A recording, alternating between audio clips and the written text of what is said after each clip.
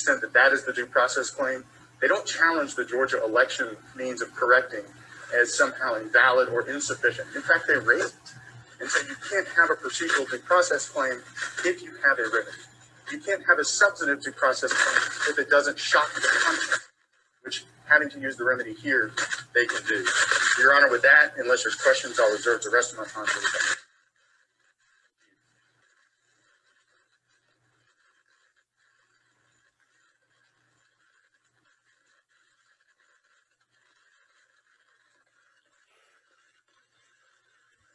Oh, that static's horrible. It keeps doing that. I expect it's interference.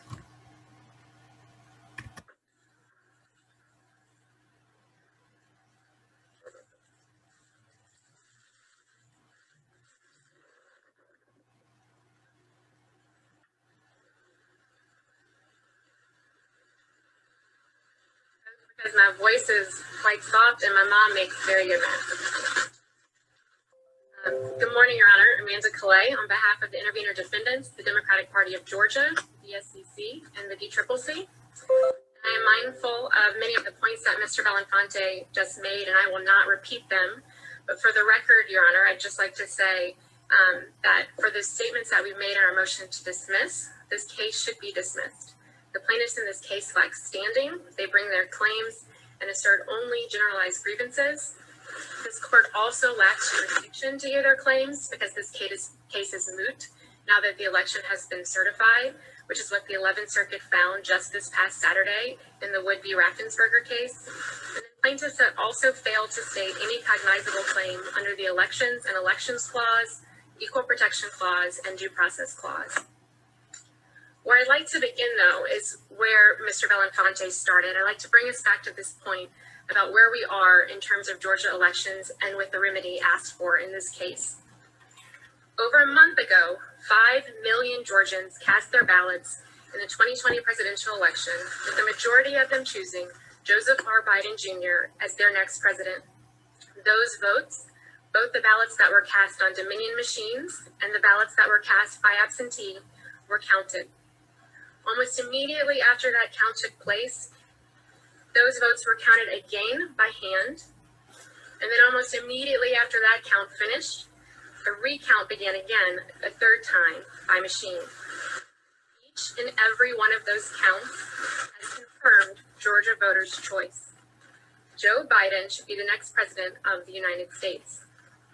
At this point, there is simply no question that Joe Biden won Georgia's presidential election, and with it, all of Georgia's 16 electoral votes.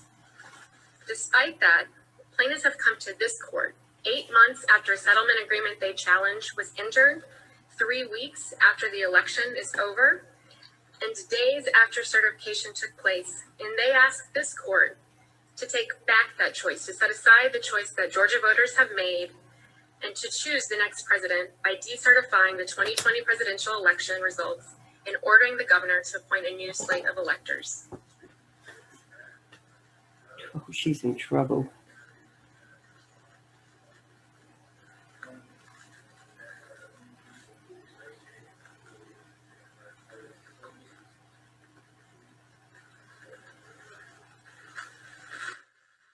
I think, Your Honor, that the key there is that when we talk about a possibility of fraud, that does not mean that fraud has actually occurred. And here plaintiffs come after an election has taken place, and they say on very, as we'll talk about if we get to the TRO portion, on very limited, spacious evidence that there's a possibility of fraud. A possibility of fraud does not mean that fraud has actually occurred. And truthfully, Your Honor, that is what the plaintiffs would need to show to get some sort of the relief that they are requesting here, that there has been actual fraud, and that is just not in their complaint, it is not in their evidence. It makes no difference whether there has been a possibility of fraud or issues with the machines. That is a case that is in front of Judge Totenberg, and that she is deciding. But that is not the evidence that they have presented here, and it certainly does not support their claims. So with that, Your Honor, as the Third Circuit explained just a little over a week ago when denying an emergency motion to stop certification in a case similar to this one brought by Donald J. Trump's campaign, voters, not lawyers, choose the president. Ballots, not brief, decide elections. Plaintiff's request for sweeping relief in this case is unprecedented. It is unprecedented anywhere, and it is particularly unprecedented in Georgia, where the ballots have been counted not once, not twice, but 3 times, and the vote has been confirmed.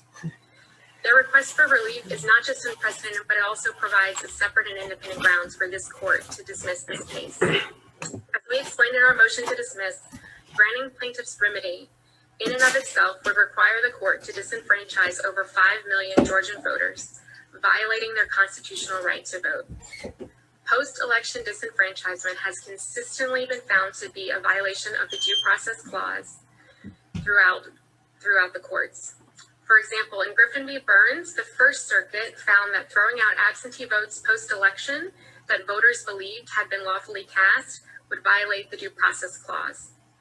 Similarly, in Marks v. Stinson, a number of years later, the Third Circuit found the same thing. And it's in their finding where they found that even if there is actual evidence of fraud, discarding ballots that were legally cast or that voters believed to be legally cast violates the Due Process Clause and is a drastic remedy. This is precisely what would happen here if this court were to order the requested relief. That order would violate the Due Process Clause, and because of that, this court cannot grant the remedy that plaintiffs seek, and the court should dismiss this suit. In finding that the court can't grant this relief, this court would not be alone. It would be in actually quite good company, not just from the First Circuit and the Third Circuit in Griffin and Stinson, but also from more recent cases. In 2016, in Stein v. Cortez, the district court declined to grant Jill Stein's request for a recount because, quote, it would well ensure that no Pennsylvania vote counts, which would be outrageous and unnecessary. Just this cycle, in Donald J. Trump for President v. Bakvar, the plaintiff sought to invalidate 7 million mail ballots under the Equal Protection Clause, and the court explained that it had been unable to find any case in which a plaintiff has sought such drastic remedy in the context of an election in terms or the sheer volume of votes asked to be invalidated. The court also promptly dismissed there. Just this last Friday in Law v. Whitmer, a Nevada state court, which actually would have the ability to hear a contest, found that it would not decertify the election in Nevada. And this list goes on, Your Honor. We could talk about findings in state court in Arizona on Friday. There have been over 30 challenges to this election that have been repeatedly dismissed since election day. So the court is in good company, and it's not just in good company nationwide, but it is in company with the judge right down the hall from here, who just 2 weeks ago, in a case nearly identical to this one, found a request to disenfranchise nearly 1 million absentee voters in Georgia to be extraordinary. Judge Grimberg explained that to prevent Georgia's certification of the votes cast in the general election, after millions of people had lawfully cast their ballots, to interfere with the results of an election that has already concluded would be unprecedented and harm the public in countless ways. Granting injunctive relief here would breed confusion, undermine the public's trust in the election, and potentially disenfranchise over 1 million Georgian voters. Viewed in comparison to the lack of any demonstrable harm, this court finds no basis in fact or in law to grant plaintiff the relief he seeks. That same reasoning applies here. And in fact, it applies here even more because most of the claims that were brought in front of Judge Grimberg are the same, but the amount of votes that plaintiffs here seek to decertify are far greater in scope. On this last point, Your Honor, about the inability of the court to order the remedy, I wanted to respond to something that plaintiffs raised in their brief last night. In their brief last night, they react to the briefing on mootness that we included in our TRO, and note that this case would not be moot because the court can decertify an election, and that would be Raffensperger that came out by the 11th Circuit didn't discuss decertification of the election, only halting certification. And I'd just like to point out that if this court were to decertify the election and specifically to appoint a new slate of electors, which is what is asked, that in and of itself would also violate the law. The U.S. Constitution empowers state legislatures to choose the manner of appointing presidential electors, and that is the elector clause that plaintiffs actually challenge. And pursuant to that clause, the Georgia General Assembly has chosen to appoint electors according to popular vote. Those are certified by the governor through a certificate of ascertainment. A popular vote has already taken place, Your Honor, and if this court were to order a new slate of electors to be appointed, that would violate the electors clause. In addition, Congress has also provided that electors shall be appointed in each and every state on the Tuesday next after the first Monday in November in every fourth year. That is also known as Election Day, which this year took place on November 3rd. Georgia has held that election on Election Day, and if this court were now, over a month after the election, to go and order that a new slate be appointed, it would be violating that statute as well. So for the very reasons that the very relief that plaintiffs ask is actually what prevents this court from issuing any relief in this case, and precisely why it should be dismissed. What a bitch. Who's paying her?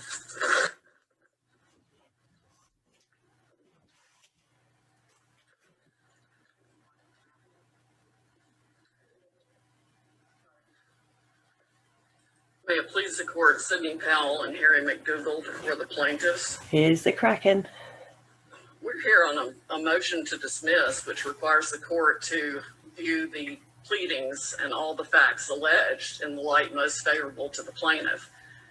In my multiple decades of practice, I have never seen a more specifically pled complaint of fraud and replete with evidence of it, both mathematical, statistical, computer, expert, testimonial, video, and multiple other means that show abject fraud committed throughout the state of Georgia.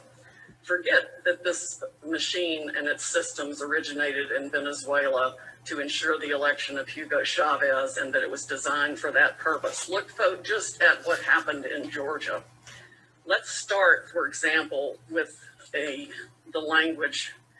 The insularity of the defendants and Dominion's stance here in evaluation and management of the security and vulnerability of the system does not benefit the public or citizens' confident exercise of the franchise. The stealth vote alteration or operational interference risks posed by malware that can be effectively invisible to detection, whether intentionally seeded or not, are high once implanted if equipment and software systems are not properly protected, implemented, and audited. The modality of these systems' capacity to deprive voters of their cast votes without burden, long wait times, and insecurity regarding how their votes are actually cast and recorded in the unverified QR code makes the potential constitutional deprivation less transparently visible as well, at least until any portions of the system implode because of system breach, breakdown, or crashes, all of which the state of Georgia experienced. Any operational shortcuts now in setting up or running election equipment or software creates other risks. I need to pause this. I think it's been deliberately interfered with because when the other people were speaking, well, when the other lady was speaking, there was nothing. Let's carry on. Let's let the goddess do her work. That can adversely impact the voting process.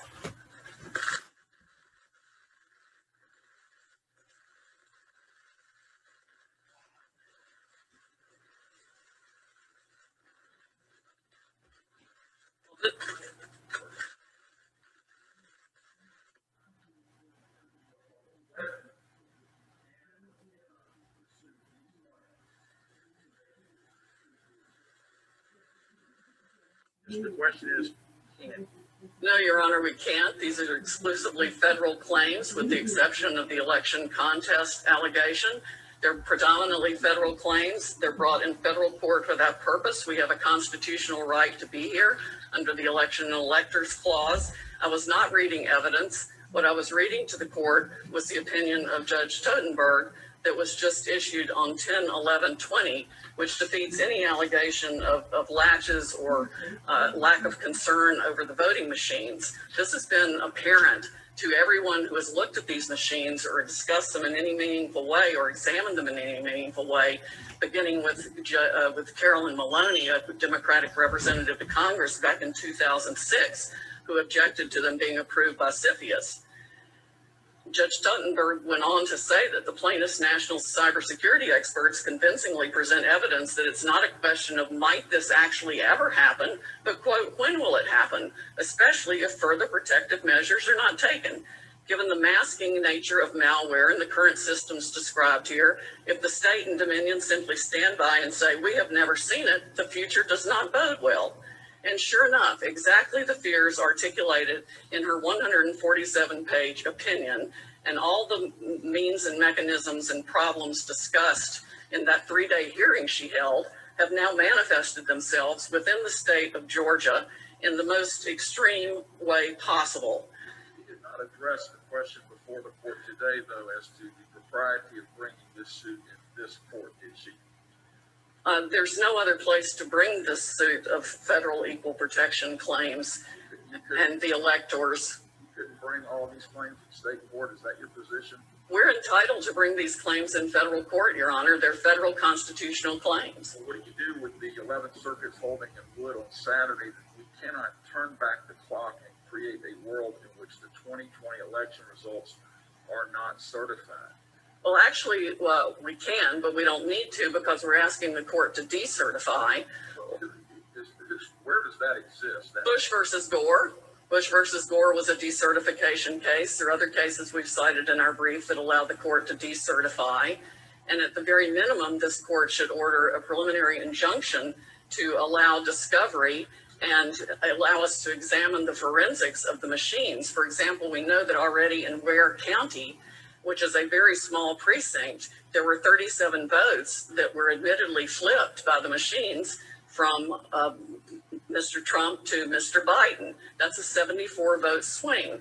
That equates to approximately the algorithm our experts also believe was run across the state that weighted Biden votes more heavily than it did Trump votes. That is a systemic indication of fraud that Judge Tuttenberg was expressing concern about in her decision just weeks before the election. We have witness after witness who have explained how the fraud can occur within the machines. We know, for example, that there were crashes, just like she feared in the decision and everybody expressed concern about. We know machines were connected to the internet, which is a violation of their certification requirements and federal law itself.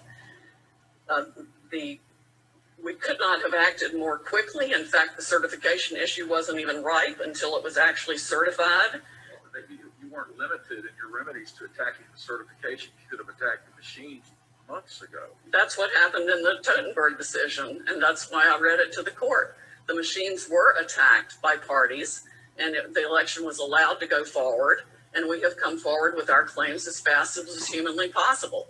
This is a massive case and of great concern, not just to the nation and to Georgia, but to the entire world, because it's imperative that we have a voting system that people can trust. They talk about disenfranchising voters. Well, there are over 1 million voters here in Georgia that will be disenfranchised by the counting of illegal ballots that render theirs useless. It's every legal vote that must be counted. Here we have scads of evidence, 20, and the vote count here is narrow. I mean, the disparity now is just a little over 10,000 votes. Just any one of our categories that we've identified require decertification. For example, 20,311 non-residents voted illegally. Between 16,000 and 22,000 unrequested absentee ballots were sent in violation of the legislative scheme. Between 31,000 and 38,000 absentee ballots were returned by voters but never counted. 32,347 votes in Fulton County were identified to be statistically anomalous. And the vote spike for Mr. Biden that is completely a mathematical impossibility, according to multiple expert affidavits we've provided, shows that it was like 120,000 Biden votes all of a sudden magically appear after midnight on election night. That happens to coincide with the time we have video of the Fulton County election workers running the same stack of rather pristine looking ballots through the machine multiple times.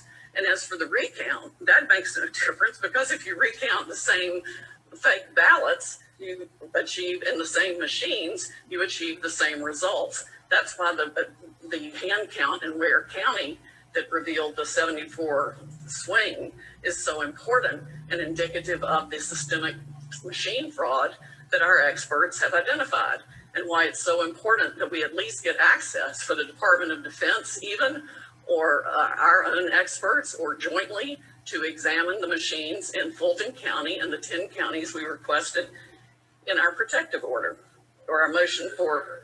This whole case not moved from the standpoint of, even if you were to win Georgia, did Mr. Trump win the election? Well, fraud, Your Honor, can't be allowed by a court of law to stand. Well, that's not what I'm asking. I'm not saying there may not be other issues that need to be addressed and that there might not be questions that need to be investigated. I'm asking, as a practical matter, in this particular election, can Mr. Trump even win the election, even if he wins Georgia? Yes, he can win the election. How would that happen? Because there are other states that are still in litigation that have even more serious fraud than we have in Georgia.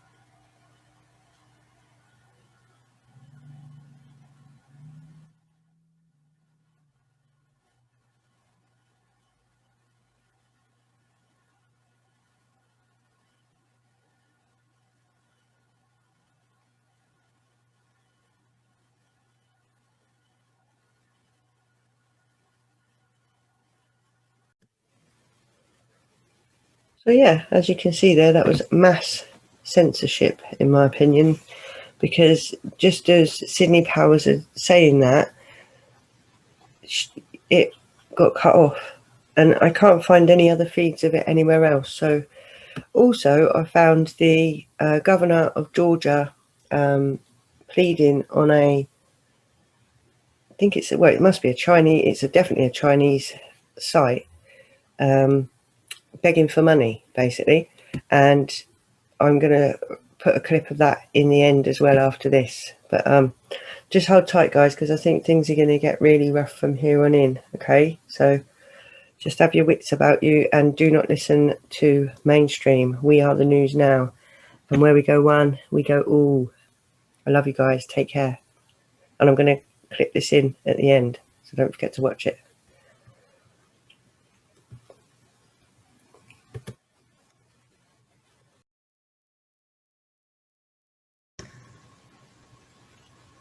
Hi, Spiritual Lifeguard here, just showing you that the Chinese collusion in the election is not a conspiracy theory, it is a conspiracy fact.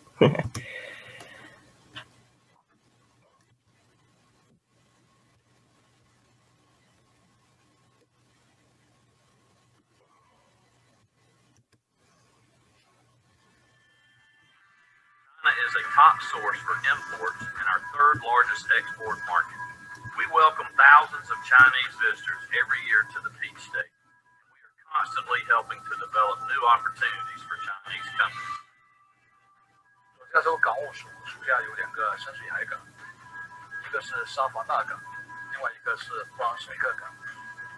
沙凡纳港是美国货机时间换最快的海港，弗朗斯维克港则是大的汽车进口港。中国是佐治亚州海港的最大市场，从中国进口的集装箱在去年占了沙巴纳港进口总箱的11%，进口量 Who knows what they're saying? 数过了近4年。This is a Chinese 阿美航空 Georgia 雄性的 website. I think it's in Chinese. 亚洲的 I haven't got anything against the Chinese people, by the way. I love them. It's the 连 CCP. 续20多年被评为世界最繁忙和最高效的技术。达美每年有 Gonna 超 have to 过 translate all 1000 道 this. 航班